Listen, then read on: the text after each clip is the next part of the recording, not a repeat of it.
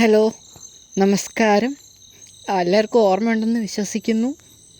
ഇതുവഴി വന്നിട്ട് കുറേ കാലമായി, അതുകൊണ്ടാണ് കേട്ടോ ഞാൻ അങ്ങനെ ഒരു ചോദ്യം ചോദിച്ചേ.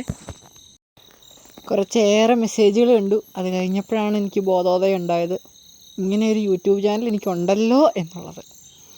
ഇത് നവരാത്രിക്ക് എടുത്ത വീഡിയോ കേട്ടോ. വരുന്നത് ചിലപ്പോൾ തൃക്കാർത്തികയ്ക്കായിരിക്കും. അങ്ങനെയൊക്കെയുള്ള വ്യത്യാസങ്ങളുണ്ട് ഞങ്ങൾ തമ്മിൽ. ഈ പിങ്ക് സാരി ഉടുത്ത ഒരു വീഡിയോ ഞാൻ നേരത്തെ അപ്ലോഡ് ചെയ്തിട്ടുണ്ടായിരുന്നു കേട്ടോ. അത് കഴിഞ്ഞപ്പം ഞാൻ ആ സമയത്ത് തന്നെ ഒരു നീല സാരിയും കൂടെ ഞാൻ ഡ്രൈപ്പ് ചെയ്ത് വെച്ചിട്ടുണ്ടായിരുന്നു. അത് ഉടുപ്പിക്കാമെന്ന് വിചാരിച്ചിട്ട് ഇന്നേ അവർ ഉടുപ്പിക്കാൻ പറ്റിയിട്ടില്ല. അപ്പം നവരാത്രി ആയപ്പോൾ നമ്മൾ വീണ്ടും സാരി ഉടുക്കുമല്ലോ. ആ സാരി ഉടുത്ത സമയത്ത് നീല ഞാൻ ചുമ്മാ ഒന്ന് ഒന്നും കൂടെ ഡ്രൈപ്പ് ചെയ്ത് വെച്ചായിരുന്നു. അപ്പോൾ എന്തായാലും അത് ഉടുക്കാൻ പറ്റി. അത് ഏറ്റവും വലിയ സന്തോഷം. ഞാൻ പറഞ്ഞില്ലേ, 3 മാസം മുന്നേ അത് ഡ്രൈപ്പ് ചെയ്ത് വെച്ചിരുന്ന സാരിയായിരുന്നു. ഇന്നാണ് അത് ഉടുക്കാനുള്ള അവസരം കിട്ടിയത്.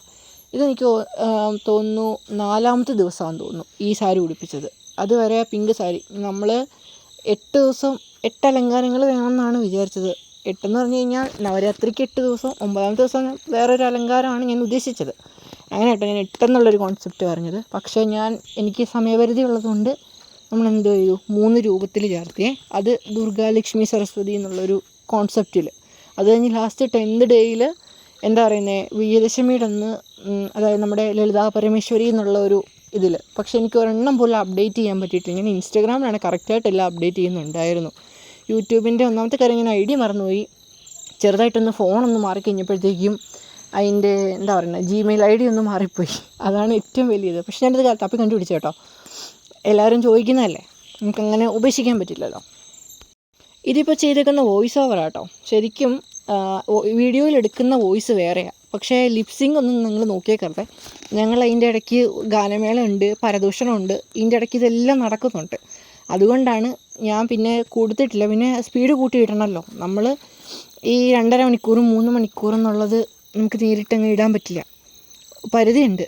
ഫോണിൻ്റെ സ്റ്റോറേജിനാണെങ്കിലും നമ്മൾ അപ്ലോഡ് ചെയ്യുന്നതിനാണെങ്കിലും ഒരു പരിധിയുണ്ട്. എല്ലാവരും ഇത്രയൊന്നും കാണില്ലല്ലോ.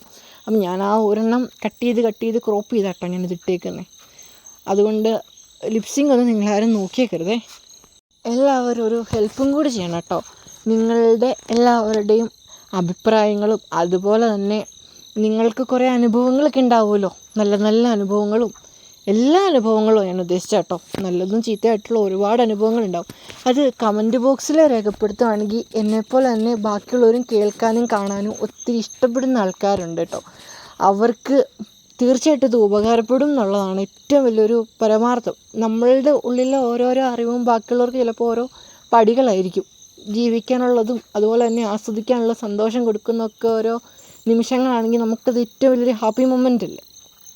അപ്പോൾ നിങ്ങൾ കമൻറ്റ് ചെയ്യുവാണെങ്കിൽ ഒന്ന് കാര്യമായിട്ടൊന്ന് കമൻറ്റ് ചെയ്തിരുന്നെങ്കിൽ എല്ലാവർക്കും വായിക്കാമായിരുന്നു. അതുപോലെ തന്നെ എനിക്ക് നോക്കാനും എളുപ്പമായിരുന്നു. DM ചെയ്ത് കഴിഞ്ഞാൽ ഞാൻ എപ്പോഴും നോക്കണം എന്ന് നിർബന്ധമില്ല കേട്ടോ. അതാണ് വേറൊരു കാര്യവും കൂടി. ഒരു 50ഓളം ആൾക്കാർ നല്ല നല്ല അനുഭവങ്ങൾ പങ്കുവെച്ചു കേട്ടോ.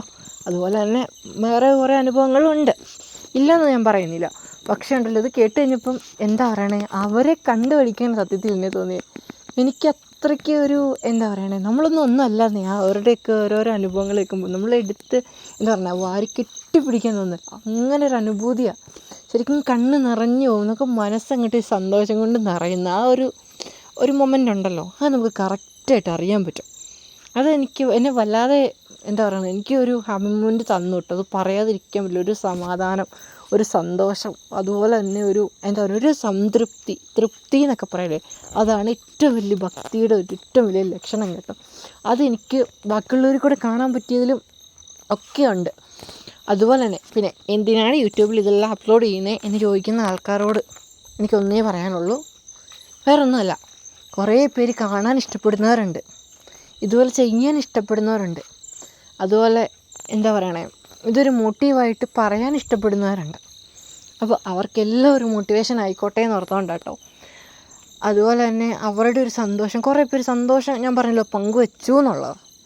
അത് കേൾക്കുമ്പോഴുള്ളൊരു സന്തോഷം ഉണ്ടല്ലോ, നമുക്ക് അങ്ങോട്ടും ഇങ്ങോട്ടും കുറേ പേര് എനിക്ക് അറിയാൻ പാടില്ലാത്ത കാര്യങ്ങളൊക്കെ പറഞ്ഞു തന്നു.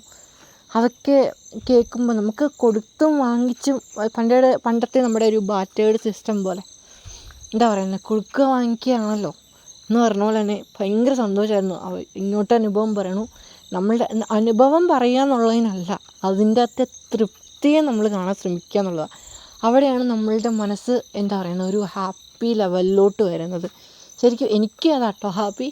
ബാക്കിയുള്ളവരുടെ ഹാപ്പിനെസ് എന്താണെന്ന് എനിക്കറിയില്ല. ഞാൻ എൻ്റെ ഹാപ്പിനെസ്സാണ് ഞാൻ ഈ പങ്കുവെക്കുന്നത്. അതുപോലെ തന്നെ ഇങ്ങനെ വീട്ടിൽ വെക്കാമോ, ഒന്ന് ഇങ്ങനെ വെക്കാമോ എന്ന് ചോദിച്ചു കഴിഞ്ഞാൽ വെക്കാൻ പറ്റും.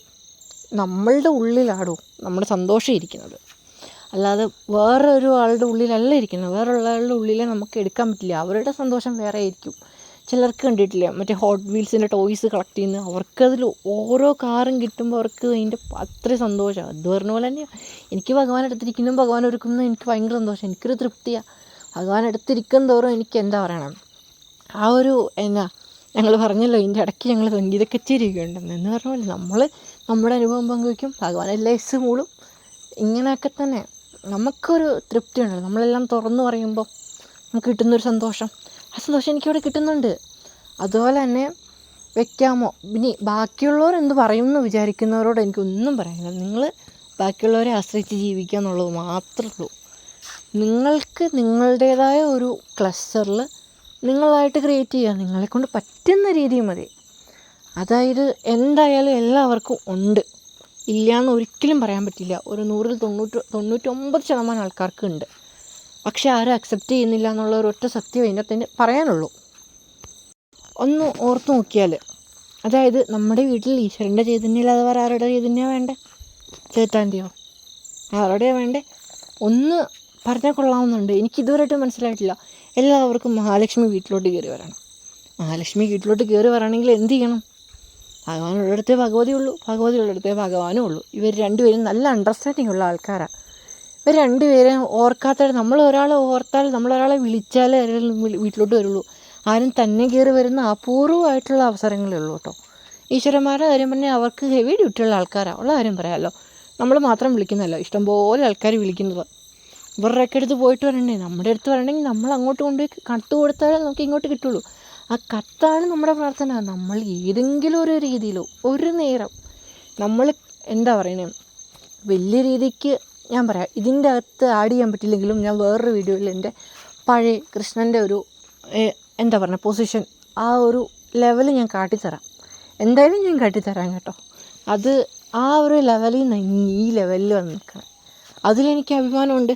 നമുക്കറിയാം ഓരോരോ അപ്ഡേറ്റ് എങ്ങനെ കൊടുക്കണം, ഓരോരോ ഐഡിയാസ് എങ്ങനെ ക്രിയേറ്റ് ചെയ്യണമെന്ന്. ക്രിയേറ്റിവിറ്റിക്ക് ഏറ്റവും വലിയൊരു സ്ഥാനം ഇതിനകത്തുണ്ട്.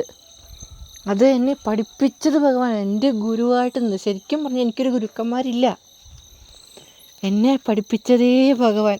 നമ്മൾ കുഞ്ഞിലെ തൊട്ട് പറഞ്ഞു ഒരിതുണ്ടല്ലോ, അതാണ് പറഞ്ഞത്. എനിക്ക് ഗുരുക്കന്മാരില്ല, അതെനിക്ക് എവിടെ വേണമെങ്കിലും പറയാൻ പറ്റും. എന്നെ പഠിപ്പിച്ചതൊക്കെ ഭഗവാനാണ്. പ്രകൃതിയെ ഭഗവാനായിട്ട് എനിക്ക് നിൽക്കുന്ന സമയത്ത് എനിക്ക് എവിടെ കണ്ടാലും ഭഗവാനാട്ടോ. എന്ത് കണ്ടാലും എനിക്ക് ഭഗവാൻ. ചില സമയത്ത് നമ്മൾ അമ്പലത്തിൽ നിന്ന് കഴിയുമ്പോൾ മാറി വിളിക്കുന്ന അവസരം വരെ ഉണ്ടായിട്ടുണ്ട്. ശരിക്കും അവിടെ തൊഴാൻ പറ്റാത്തൊരവസരവും കൂടെ വന്നിട്ടുണ്ട് കേട്ടോ. നമ്മൾ ആ ഗുരുവായൂരൊക്കെ നടയിലോട്ട് കയറി കഴിയുമ്പോഴത്തേക്ക് കണ്ണ് വരെ നിറഞ്ഞു, പിന്നെ ഒന്നും കാണാൻ പോലും കാണില്ല. ബാക്കിയുള്ളവരുടെ ഭക്തി നോക്കിയിട്ട് നമ്മുടേതൊന്നുമല്ല ആ സമയത്ത്. ഭക്തി എന്ന് പറയുന്ന ഒരു തലമാണ്. അത് നമ്മൾ ശരിക്കും ബാക്കിയുള്ളവരെ കണ്ടുപഠിക്കേണ്ട ഒരു കാര്യം കേട്ടോ. എന്നെ കണ്ടുപഠിക്കാനല്ല ഞാൻ പറഞ്ഞത്, ബാക്കി വേറെ ഇഷ്ടംപോലെ ആൾക്കാരുണ്ട്. നമ്മൾ ആ ഒരു പൊസിഷനിൽ എത്തിക്കഴിഞ്ഞാൽ നമുക്ക് മനസ്സിലാവുള്ളൂ. നമ്മൾ ആ ഒരു നടയിൽ ചെന്നിട്ട് നമ്മൾ ബാക്കിയുള്ളവരെ നോക്കുക, ഭഗവാനെ നോക്കരുത്. എന്നാലേ നമുക്ക് അറിയുള്ളൂ അതിൻ്റെ തലം എന്താണെന്നുള്ളത്, അല്ലേ? നമ്മൾ കയ്പ്പ് കഴിച്ചിട്ട് പഞ്ചസാര കഴിക്കുന്നെങ്കിൽ പഞ്ചസാരയുടെ വില നമ്മൾ അറിയും. പക്ഷേ പഞ്ചസാര ത്രൂഔട്ട് കഴിച്ചുകൊണ്ടിരുന്ന പഞ്ചസാരയുടെ വില അറിയത്തേ ഇല്ല. അതാണ് അതിൻ്റെ രസം.